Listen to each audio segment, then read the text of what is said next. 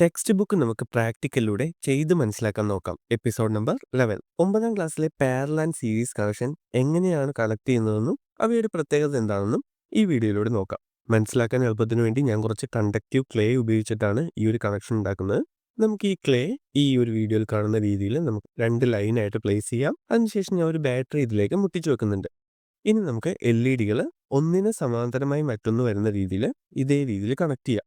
ഇപ്പൊ നമ്മുടെ LED കത്തുന്നുണ്ട്. ഇത്തരത്തിൽ ഒന്നിന് സമാന്തരമായി മറ്റൊന്ന് കണക്ട് ചെയ്യുന്ന ഈ ഒരു രീതിനെ പറയുന്ന പേരാണ് സമാന്തര രീതി അഥവാ പാരലൽ കണക്ഷൻ. ഈ ഒരു രീതിയിൽ നമ്മൾ നോക്കിയാൽ മനസ്സിലാവും ഓരോ LED ഡിഫറെന്റ് ബ്രൈറ്റ്നസ്സിലാണ് കത്തുന്നത്. ഇത്തരത്തിലുള്ള കണക്ഷനുകളിൽ ഓരോ LEDക്കും കിട്ടുന്ന കറണ്ട് ഡിഫറെന്റ് ആയിരിക്കും, പക്ഷേ വോൾട്ടേജ് സെയിം ആയിരിക്കും. ഇനി നമുക്ക് മറ്റു രീതിയിൽ ഇത് കണക്ട് ചെയ്യാം. അതിനായിട്ട് ഞാൻ ക്ലേ ഇതേ രീതിയിൽ ഒന്ന് അറേഞ്ച് ചെയ്തിട്ടുണ്ട്.